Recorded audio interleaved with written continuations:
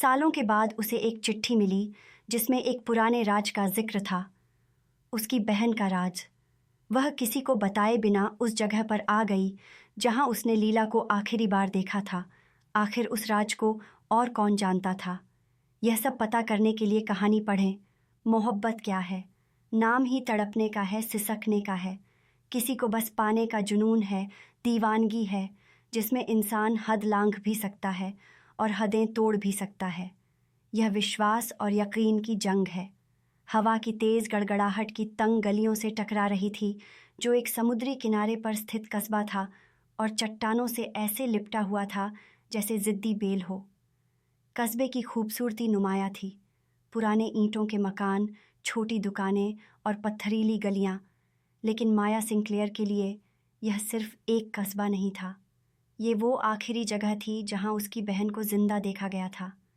मैं अपनी कोट को सख्ती से लपेटते हुए अंधेरे में डूबी हुई सराय के सामने खड़ी थी। हवा की ठंडक जिस्म में सरायत कर रही थी।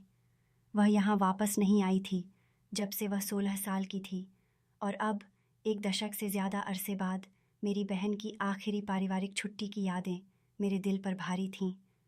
वह छुट्टियाँ सुकून और आराम के लिए थीं। एक मुश्किल साल के बाद नया आगाज़ करने का वक्त था।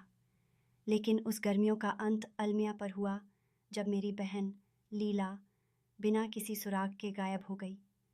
मैंने सालों तक भूलने की कोशिश की, आगे बढ़ने की कोशिश की, लेकिन जब एक रहस्यमयी ख़त एक हफ़्ता पहले मेरी दहलीज पर पहुंचा तो सब कुछ बदल गया।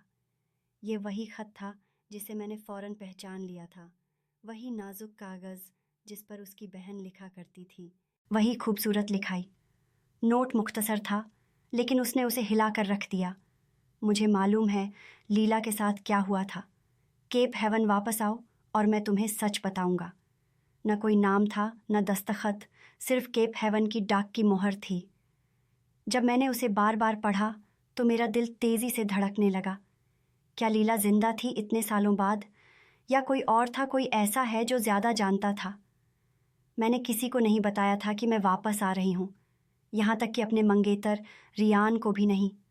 उनके बीच फासले बढ़ रहे थे। रियान के बतौर कॉरपोरेट वकील तवील घंटे उनके आपसी साथ को दूर कर रहे थे। शायद यह सफ़र उसे वजाहत फराहम करेगा और कुछ वक़्त अपने आप को सोचने का मौका देगा, या शायद वह अपने माजी के बारे में वो जवाब हासिल कर पाएगी जो उसने हमेशा से तलाश किए थे। सराय का अंदरूनी हिस्सा पुराना था, लकड़ी की छतों और कोने में जलती हुई बड़ी पत्थरीली आग के साथ। काउंटर के पीछे मौजूद औरत ने मुस्कुराते हुए कहा, लेकिन मेरी आंखों में कुछ तजस्सुस था जब माया करीब आई। चेक इन करना है? उसने पूछा। पुराने अंदाज की मेहमानों की किताब निकालते हुए माया ने सर हिलाया और अपना नाम लिखा, माया सिंक्लेयर। मेरे लिए 1 हफ्ते की बुकिंग है। औरत की आंखों में हल्की सी हैरत चमकी, लेकिन उसने फौरन अपने आप को संभाला। हाँ, कमरा नंबर 12, ऊपर वाली मंजिल, समुंदर के नज़ारे के साथ। उसने चाबी थमाई। उसकी उंगलियां थोड़ी ज़्यादा देर तक रुकी रहीं। अगर आपको कुछ चाहिए हो तो बताइए। जब माया ऊपर की तरफ जा रही थी तो उसका दिल तेज धड़क रहा था। क्यों औरत ने ऐसे इजहार किया? क्या वह नाम पहचानती थी? क्या वह कुछ जानती थी? कस्बा छोटा था जब माया और लीला बच्चे थे, और अब भी ज़्यादा नहीं बदला था। यहाँ के लोग याद रखते थे, खास तौर पर वो बातें जैसे कि एक नौजवान लड़की का बिना किसी सुराग के गायब हो जाना। उसका कमरा सादा लेकिन आरामदाह था। एक बड़ा खिड़की समुंदर की तरफ खुलता था, जहाँ लहरें चट्टानों से टकरा रही थीं। उसने अपने बैग बिस्तर पर फेंक दिए और अपनी कोट की जेब से खत निकाला। उसे खोलते हुए वह जानी पहचानी लिखाई को घूरती रही। ये खत किसने लिखा, और अब इतने सालों बाद क्यों मेरा फ़ोन बजा, उसके ख़यालात को रोक दिया। ये रियान का पैगाम था। रियान, अरे कुछ दिनों से तुम्हारी कोई खबर नहीं मिली। सब ठीक है ना माया? मैं पैगाम को देखती रही। मेरी उंगलियां स्क्रीन पर लरजती हुई थीं। मैं उसे सच बता सकती थी कि मैं अपनी बहन की गुमशुदगी के कस्बे में वापस आई है, एक भूत का पीछा करते हुए। लेकिन रियान यह सब बातें अंधविश्वास समझता। वह उसे कहता कि वह अपना वक्त जाया कर रही है और उसे आगे बढ़ना चाहिए। माया बस कुछ वक्त अपने लिए चाहिए था। जल्द बात करूँगी। मैंने पैगाम भेज दिया उससे पहले कि मैं अपने आप को रोक पाती और फिर दोबारा ख़त पर तवज्जो की। अगर कोई शख्स केप हेवन में जवाबात रखता था तो उसे वह तलाश करना था और उसे बिल्कुल मालूम था कि कहाँ से शुरू करना है। कस्बे के किनारे पर मौजूद कैफ़े में कोई तब्दीली नहीं आई थी। वही पुराना निशान, वही लकड़ी के टेबल और वही ताज़ा बेक्ड पेस्ट्री की खुशबू जो सड़क पर फैल रही थी।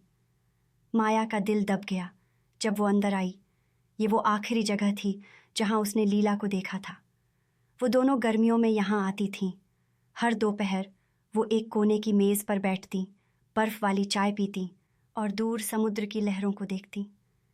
यादें एकदम उसके दिमाग में आईं और एक लम्हे के लिए मुझे एहसास हुआ कि लीला बिल्कुल मेरे सामने बैठी है, अपनी किसी मजाक पर हंसते हुए। मैंने कॉफ़ी का ऑर्डर दिया और वही मेज़ ली जो हम दोनों बांटते थे। फिर मैंने अपना फ़ोन निकाला और लीला की तस्वीरें देखना शुरू की। मेरी बहन बेहद खूबसूरत थी, सुनहरे बाल, चमकती हरी आँखें और वो मुस्कान जो हर कमरे को रोशन कर देती थी। लेकिन उसका एक ख़राब हरकत भी था, एक बगवती मिजाज जो अक्सर मुझे मुश्किल में डाल देता था। मैं हमेशा एहतियात बरतती थी, वो जो कायदे कानून की पैरवी करती थी, लेकिन लीला इसके बिल्कुल उलट थी, आज़ाद, बेखौफ और आखिरकार यही उसका जवाल बना। क्या मैं बैठ सकता हूँ? इस आवाज़ ने मुझे चौंका दिया, मुझे मेरे ख़यालात से खींच लिया। मैंने ऊपर देखा तो एक आदमी को अपने टेबल के पास खड़ा पाया। वो लंबा, काले बालों वाला और तेज़ नक्श वाला था और उसकी आँखें इतनी गहरी नीली थीं कि वो दिल में उतरती महसूस हो रही थीं। आह, हाँ, मैंने कहा। न जाने क्यों मैंने हामी भरी। आदमी मेरे सामने बैठ गया और उसकी नज़रें मुझसे नहीं हट रही थीं। मैं यहाँ बैठे हुए काफ़ी देर से देख रहा हूँ। आप परेशान लग रही हैं। मेरी रीढ़ की हड्डी में सनसनाहट हुई। मैं किसी का इंतज़ार कर रही हूँ। आदमी मुस्कुराया, लेकिन उसकी मुस्कान में कुछ ऐसा था जो मुझे बेचैन कर रहा था। क्या वाकई? या आप यहाँ कुछ और तलाश करने आई हैं? मेरा दिल तेज़ धड़कने लगा। आपका परिचय क्या है? वो आदमी आगे झुका और उसकी आवाज़ धीमी हो गई। मैं वो हूँ जो जानता है कि आप क्या तलाश कर रही हैं, माया। मैं लीला के बारे में जानता हूँ। मेरे हाथ कप के गिर्द कांपने लगे। आपको मेरी बहन के बारे में कैसे मालूम है? आदमी की मुस्कान खत्म हो गई और उसका चेहरा संजीदा हो गया। आइए कहीं और बात करते हैं। ये जगह महफूज नहीं है। फिर कहाँ? मैंने धीरे से पूछा। आदमी खड़ा हो गया और एक कार्ड टेबल पर रख दिया। आधी रात को लाइट हाउस पर मिलो, अकेली आना। मेरे कुछ कहने से पहले वो बाहर निकल गया और मैं बस उसे देखती रह गई। मेरा दिल तेज़ धड़क रहा था। मैंने अपने पर्स में से रुमाल निकाला क्योंकि मैं पसीने में शरबोर हो चुकी थी। मैं जल्द ही कैफ़े से निकलकर होटल में अपने कमरे में चली गई। सारा दिन यही सोचती रही कि क्या उस शख्स से अकेले में मिलना ठीक होगा। क्या वो उसके तमाम सवालात के जवाब दे सकता है? लेकिन अब मैं यहाँ तक आई हूँ, रिस्क तो लेना पड़ेगा। मैं कार्ड को हाथ में पकड़े हैरान बैठी थी। लाइट हाउस, आधी रात, अकेले खौफ का अजीब सा एहसास मेरे दिल में था। मैं जानती थी कि ख़तरा मौजूद है, लेकिन अगर ये आदमी सच कह रहा था तो मेरे पास कोई और रास्ता नहीं था। रात आधी हो चुकी थी और लाइट हाउस के करीब पहुंचने पर मुझे एक अजीब सा खौफ महसूस हो रहा था। हवा तेज़ चल रही थी, समुद्र की लहरें चट्टानों से टकरा रही थीं और दूर दूर तक सिर्फ अंधेरा था। मैंने गाड़ी पार्क की और लाइट हाउस की तरफ कदम बढ़ाए। मेरे दिल की धड़कन इतनी तेज़ हो चुकी थी कि रात के सन्नाटे में साफ सुनाई दे रही थी। लाइट हाउस का दरवाज़ा खुला हुआ था और अंदर की तारीकी में सिर्फ फ़ोन की रोशनी थी जो मेरे कदमों को रास्ता दिखा रही थी। ऊपर जाने वाली सीढ़ियाँ तंग और ख़तरनाक थीं और हर कदम के साथ मेरा दिल और तेज़ धड़क रहा था। बिलाखिर मैं ऊपर पहुंची। कमरा खाली था। सिर्फ खिड़की के पास वही आदमी खड़ा था जो कैफ़े में मिला था। तुम आई हो, वह आदमी बोला और उसके चेहरे पर एक अजीब सी डर थी। मुझे जवाब चाहिए, मैंने कहा। मेरी आवाज़ खौफ के बावजूद मजबूत थी। आदमी ने एक लम्हे के तवक्कुफ के बाद कहा, लीला जिंदा है और उसे तलाश करना तुम्हारे हाथ में है, लेकिन इसका इन्हिसार इस पर है कि तुम किस पर भरोसा करती हो। मेरा दिल एक बार फिर डर गया। मुझे कुछ समझ नहीं आ रहा। तुम कहना क्या चाहते हो? आदमी ने एक लंबी सांस ली, फिर बोला, लीला को अगवा किया गया था। वह एक ऐसे ग्रुप के हत्थे छड़ी थी जो नौजवान लड़कियों को गायब कर देता है और उनकी पहचान को ख़त्म कर देता है। लेकिन वह अब भी जिंदा है और मैं तुम्हारी मदद कर सकता हूँ उसे तलाश करने में। मेरी आंखों में आंसू भर आए। क्या? कहाँ है वो? आदमी आगे बढ़ा और माया के कंधे पर हाथ रखा और मेरी तरफ बहुत ही पुरखुलूस अंदाज से देखा। उस वक़्त मेरे अंदर शायद एक नया पौधा जन्म ले रहा था। लेकिन तुम्हें इसके लिए सब कुछ छोड़ना होगा। ये आसान नहीं होगा। मेरी सांसें रुक गईं। सब कुछ? इसका मतलब क्या था? उसने अपना सर झटका। रियान को तो मैं नहीं बता सकती, ना ही अपनी ज़िंदगी छोड़ सकती हूँ। आदमी की आंखों में उदासी सी झलकने लगी। रियान वह नहीं है जो तुम उसे समझती हो। रियान की कई तस्वीरें हैं जिनसे तुम अभी वाकिफ़ नहीं हो। इसका भी इसमें हाथ है। तुम्हें ये सब खुद ही जानना होगा। रियान, मेरा दिमाग घूमने लगा। नहीं, तुम झूठ बोल रहे हो। मैंने अपने आप को संभालने की कोशिश की, लेकिन दिमाग में उलझन बढ़ती जा रही थी। उस शख्स ने मेरा हाथ पकड़ा और धीरे से मेरे सीने के करीब ले गया और आहिस्ता से कहा, तुम्हारे दिल को देखो। अगर तुम्हें लगता है कि वह सच्चाई नहीं बता रहा, तो तुम्हें उसे छोड़ देना चाहिए। मैं यह सब सुनकर वापस चली गई और जाकर अपने जहन को संभालने की कोशिश की। रियान को बताने का फ़ैसला किया, लेकिन जब वह रियान से मिली, उसके चेहरे की रंगत बदली हुई थी। उसकी आंखों में शक की झलक थी। तुम्हारी गैर मौजूदगी में बहुत कुछ हुआ है माया। तुम्हें क्या लगता है कि तुम इस कस्बे में क्यों वापस आई हो? मेरा दिल ज़ोर ज़ोर से धड़क रहा था। तुम क्या कह रहे हो रियान? रियान ने ठंडी नज़रों से उसकी तरफ देखा। लीला की गुमशुदगी इत्तेफाका नहीं थी। मैं इसका हिस्सा हूँ। माया पीछे हट गई, सदमे में डूबी हुई। नहीं, ये नहीं हो सकता। रियान ने एक सर्द मुस्कान के साथ ज़ोरदार कहकहा लगाया और कहा, तुम्हें सच्चाई मालूम हो चुकी है और अब तुम्हें फ़ैसला करना होगा। माया ने दिल में गहरी सांस ली। वह खौफज़दा थी, लेकिन उसे मालूम हो चुका था कि उसका सामना करना ही होगा। वाकई रियान वह नहीं था जिसे वह समझती थी एक अच्छा शरीफ, लेकिन वह तो इन सब चीज़ों से बहुत दूर था। अब मैंने रियान का गिरेबान पकड़ा और उससे पूछा, कहाँ है मेरी बहन? बताओ, क्या किया उसके साथ तुमने? रियान मेरे शदीद गुस्से के बाद भी वैसे ही मुस्कुराता रहा। ये सब देखकर मुझे पता चल चुका था कि रियान से कुछ भी पूछना फजुल होगा, क्योंकि वह एक अपराधी है और अपराधी कभी सच नहीं बोलता। मैंने फ़ैसला किया कि मैं लाइट हाउस वापस जाऊंगी और उस आदमी की मदद लूंगी, क्योंकि मैं शायद अकेली रियान का सामना नहीं कर सकती। वहाँ पहुंचकर मुझे वही नज़रें दिखीं जो लगता था सदियों से मेरा इंतज़ार कर रही हैं। सामने वही आदमी खड़ा था और मुझे देख रहा था। मेरे अंदर जो पौधा जन्मा था वह अब बढ़ने लगा था कि उस शख्स ने मुझे अपनी बाहों में ले लिया। मेरे अंदर उगते पौधे में बाहर आने लगी थी। ऐसा लग रहा था कि एक कड़ी धूप के बाद साया मिला है। तब मुझे महसूस हुआ कि मेरी ज़िंदगी का नया आगाज़ हो चुका है, जहाँ खतरे के साथ मोहब्बत का भी आगाज़ था।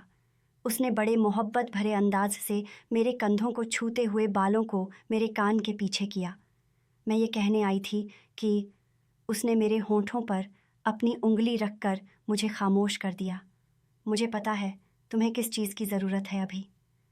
यह सुनकर मैं उससे पीछे हट गई। मैं कोई ऐसी वैसी लड़की नहीं हूँ और ऐसा वैसा कुछ नहीं चाहिए मुझे। मेरी बात पर वह आदमी हंस पड़ा। तुम शांत हो जाओ, मैं भी कोई रियान नहीं हूँ। वह कुछ कहते कहते रुक गया। जो कि आगे बताओ, और क्या क्या किया है रियान ने? बताओ, प्लीज़ बताओ। मैंने अब उस शख्स को झंझोड़ना शुरू कर दिया था। मेरी ज़िद पर उसने मुझे बाजू से पकड़कर कहा, मैं तुम्हारा साथ निभाऊंगा, इन सब कारनामों में चलो मेरे साथ। और फिर मैं उस आदमी के साथ लाइट हाउस की सीढ़ियाँ वापस उतरने लगी। रात बहुत हो चुकी है, अभी वापस जाओ, कल मिलते हैं। अजीब शख्स था, खुद रात में ही बुलाता था, और अब जब मुझे काम है तो रात ज़्यादा हो गई है। रात जैसे तैसे कटी थी। एक हफ्ता ख़त्म होने में 4 दिन बाकी थे। मैं जल्दी से उठकर फ्रेश होने चली गई। जब फ्रेश होकर वापस आई तो टेबल पर कॉफ़ी रखी थी और साथ में एक चिट लगी थी। 12 बजे मिलो सीमेंट पार्लर में इस शख्स को ऐसा क्यों लगा कि मुझे पार्लर जाना चाहिए? अच्छी खासी तो हूँ मैं, लेकिन एक विश्वास की डोर जो बंध गई थी उसने मुझे पार्लर की ओर खींच ही लिया। पार्लर पहुंची तो वहाँ कोई नहीं था। थोड़ी देर में मुझे वहीं स्पर्श अपने कंधे पर महसूस हुआ। तुम तैयार हो? इस सवाल ने मुझे चौंका दिया था। किस लिए? उसने मुझे पीछे धकेलकर कुर्सी पर बिठा दिया, मेरा बाल खोल दिया। यह सब देखकर मैं बहुत हैरान थी। और फिर उसने मेरे बालों की एक पिन की कज़ैद आज़ाद की, जो फ़ौरन यहाँ वहाँ बिखर गए। उसने जल्दी से मेरे बाल एक नए अंदाज से बांधकर उन्हें एक विग में छिपा दिया और मुझे ऐसा मेकअप किया जिससे मैं खुद को भी नहीं पहचान पा रही थी। अब उसने अपने बैग से मुझे साड़ी निकाल कर दी और पहनने को कहा। देखो, मैं कभी इस तरह के कपड़े नहीं पहनती। सुनो, तुम्हें पता करना है ना अपनी बहन के बारे में, तो ये सब करना होगा, लेकिन ये कपड़े बहुत छोटे हैं। उसके चेहरे पर अब ऊब दिख रही थी। ये छोटे कपड़ों में ही तुम एक बड़ा काम कर पाओगी, तो इन्हें जल्दी पहनो। मैंने वह साड़ी पहन ली और फिर उस शख्स के सामने आ खड़ी हुई। उसकी नज़रें मुझसे हटने का नाम नहीं ले रही थीं। मुझे भी अब कुछ डर लगने लगा था, लेकिन मैं इस शख्स से पिछले 2 बार मिली हूँ। वह ऐसा नहीं हो सकता। लेकिन खुद अपने दिल का क्या करती। मैंने जल्दी से बाहें फैलाईं और उसके सीने से जा लगी। सुनो, अब मुझे क्या करना होगा? अगर मैं तुम्हें सब बता दूं तो तुम अपनी बहन तक नहीं पहुंच पाओगी। अब तुम ऐसे ही जाओ और लैंप स्टेशन के करीब खड़ी हो जाओ, लेकिन सड़क की तरफ अपनी पीठ रखना। मुझे नहीं पता था कि मुझे सही तौर पर क्या करना है, लेकिन इतना समझ आ रहा था कि इस आदमी ने मेरा भेस बदल कर रख दिया था और अब ये कमर सड़क की ओर दिखाकर दरिंदों को दावत देनी थी। मैंने ठीक ऐसा ही किया। कमर सड़क की ओर करके खड़ी थी कि अचानक एक गाड़ी के रुकने की आवाज़ सुनाई दी। एकदम उस गाड़ी से एक आदमी निकला और मुझ पर टूट पड़ा। उसने मेरी आंखों पर पट्टी बांध दी थी। काफ़ी लोग ये सब देख रहे थे, लेकिन किसी की भी हिम्मत नहीं हुई। उन लोगों ने मुझे गाड़ी में धकेला और गाड़ी चला दी। किसी का भारी सा हाथ मुझे मेरी कमर पर महसूस हुआ और मैंने झटपटाना शुरू कर दिया। मैं ज़ोर ज़ोर से चिल्ला रही थी। तभी किसी ने मेरे चेहरे पर अपनी टांग रख दी। मैंने पूरी ताकत से उस टांग को काटा और उसे घायल कर दिया। मेरे दिल में तरह तरह के शक आ रहे थे। कहीं ये वही शख्स तो नहीं जिसने मुझे तैयार करके इस हाल तक पहुंचा दिया। आज मेरी इज्जत बचेगी या नहीं, या मेरा सब कुछ लुट जाएगा। मैं अकेली कैसे करूंगी इन सब का सामना? कहीं ये रियान के आदमी तो नहीं? एकदम एक झटके के साथ गाड़ी रुक गई और मुझे उसमें से निकाला गया और एक कमरे में बंद कर दिया गया। मैंने आंखों से पट्टी हटाई तो देखा ये एक लंबा कमरा था। मुझे यहाँ से बाहर निकलना था। मैंने जल्दी जल्दी कुछ ढूंढना शुरू किया। बेड के सामने फर्श के करीब एक ढांचा बना हुआ था। मैंने उस डिब्बे को खोलने के लिए अपनी पूरी ताकत लगाई और आखिरकार वह खुल गया। नीचे एक कमरा नज़र आ रहा था। उसमें एक आदमी लेटा हुआ था जो एक औरत के साथ बलात्कार कर रहा था। यह देखकर मेरे रोंगटे खड़े हो गए थे। अगर यह सब ज़बरदस्ती है तो वह औरत चिल्ला क्यों नहीं रही थी? जब उस औरत का चेहरा नज़र आया तो मेरे कदमों तले ज़मीन खिसक गई। मेरी आंखों में आंसू आ गए थे, क्योंकि यह मेरी बहन लीला थी। लेकिन अगर यह किडनैप हुई थी तो अब तक यहाँ कैसे है? और ये सब इतने में मेरे कानों में सरगोशी की आवाज़ आई और मैं फिर बिस्तर पर जाकर बैठ गई। 2 आदमी आए और मुझे खींचते हुए एक बिस्तर पर डाल दिया। फिर उस कमरे में रियान आया, मेरा मंगेतर। ये सब देखकर मेरी आंखें भर आई थीं। अच्छी बात यह थी कि रियान को पता नहीं था कि मैं उसकी माया हूँ, क्योंकि मैंने भेस जो बदल रखा था। उससे पहले कि रियान मुझ पर झपटता, किसी ने ज़ोरदार डंडा मारकर उसे घायल कर दिया। ये वही आदमी था, लाइट हाउस वाला। उसने जल्दी से मेरा हाथ पकड़ा और वहाँ से बाहर निकाल लाया और मुझे एक कमरे में जाने को कहा और खुद बाहर गुंडों से लड़ता रहा। अंदर कमरे में मेरी बहन बैठी थी, मेरी लीला। करोड़ों की आबादी में बर्बादी का एक ही चेहरा लग रही थी। मैंने उसे देखकर रोना शुरू कर दिया। लीला तो मुझे पहचान भी नहीं रही थी। लीला, मेरी बहन, मैं माया, यहाँ क्यों आई हो? यहाँ से चली जाओ, मेरा तुमसे कोई ताल्लुक़ नहीं। मैं रियान से मोहब्बत करती हूँ और मैंने उससे शादी की है, सब झूठ। अगर तुमने शादी की है तो यहाँ क्यों छिप कर रहती हो? एक और बात बताऊँ तुम्हें, रियान घर गृहस्थी करने वालों में से नहीं है। इस बात पर लीला आपे से बाहर हो गई। ज़ुबान संभाल कर बात करो तुम। वह भी मुझे प्यार करता है, तुम्हारा मंगेतर था, इसलिए ये सब करना पड़ा। 3 बच्चे पैदा किए हैं हमने। सुन लिया, अब जाओ यहाँ से। मुझे पता चल चुका था कि मेरा यहाँ रुकने का कोई मतलब नहीं है। मैं फ़ौरन बाहर निकल गई।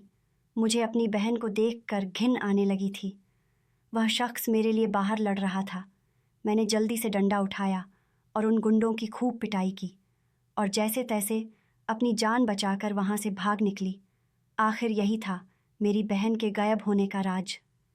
तोता चश्म तो वह पहले से ही थी, गद्दारी भी उसकी रगों में दौड़ती थी। वो शख्स मुझे अफसोस की निगाह से देख रहा था, जैसे मैंने सब कुछ खो दिया हो। क्यों बताया? क्यों की मेरी मदद? क्यों मुझे चिट्ठी लिखकर बुलाया ये सब दिखाने के लिए? बात सुनो, शांत हो जाओ। मैं तुम्हें बताता हूँ। एक किस्सा तुम्हारी बहन का था और एक तुम्हारे होने वाले पति का। तुम्हें नहीं बताता या दिखाता तो विश्वास करती तुम मेरा? बताओ। लेकिन आज मैंने सब खो दिया, सब। मेरी बहन और रियान, सब। मैंने तो तुम्हें पहले ही बताया था, तुम इन सब में अपना सब कुछ खो दोगी। चलो तुम आओ, आराम करो, कल मिलते हैं। आज एक अजीब थकान ने मुझे घेरा हुआ था। सुबह वह शख्स मुझे मंदिर ले गया, वहाँ मेरी मांग में सिंदूर भरा और मुझसे शादी कर ली। मुझे खुशी थी कि मेरी शादी को मान्यता मिली थी, साथ में बहन का गम भी था। देखो, शादी हो गई और आपका नाम भी नहीं पता मुझे। मेरा नाम औरन है और तुम प्यार से मुझे कुछ भी कह सकती हो। मेरे चेहरे पर आज बहुत दिन के बाद खुशी झलकी थी। औरन मेरा सुकून था, मेरे लिए सब कुछ था। मोहब्बत के रंग तो मैंने पहले ही महसूस कर लिए थे, अब सिर्फ इजहार बाकी था, जो सिर्फ एक कमज़ोर लम्हे का मोहताज था बस। ये कस्बा छोड़कर मैं औरन के साथ उसके घर चली गई। सब यादें, बातें पीछे रह गई थीं। अब औरन रोज़ काम पर जाता और मैं उसका घर पर इंतज़ार करती। कैसे एक अजनबी आदमी ने मेरे दिल दिमाग पर हुकूमत की, मैं खुद भी नहीं समझ सकी। माया, ये देखो, मैं क्या लाया हूँ तुम्हारे लिए, क्या लाए हो? दिखाओ, ऐसे नहीं। पहले आंखें बंद करो। आंखें बंद करके अपनी गर्दन के गिर्द कुछ स्पर्श महसूस हुए। ये एहसास बिल्कुल बेमोल थे, इनका कोई मोल नहीं था। चलो, खोलो अब आंखें। वाओ, बहुत अच्छा है। ये मेरी गर्दन में बहुत प्यारी चेन थी, जो एक औरन की निशानी थी। मुझे खुशी होती थी कि मैं रियान के हाथों बर्बाद नहीं हुई। मुझे एक सच्ची खुशी मिली है। दोस्तों, उम्मीद करती हूँ आपको हमारी कहानी पसंद आई होगी। कहानी पसंद आई है तो वीडियो को लाइक करें। चैनल पर नए हैं तो चैनल को सब्सक्राइब करें और हाँ, नोटिफिकेशन बेल को ज़रूर दबाएं ताकि अगली अपडेट सबसे पहले आपको मिले।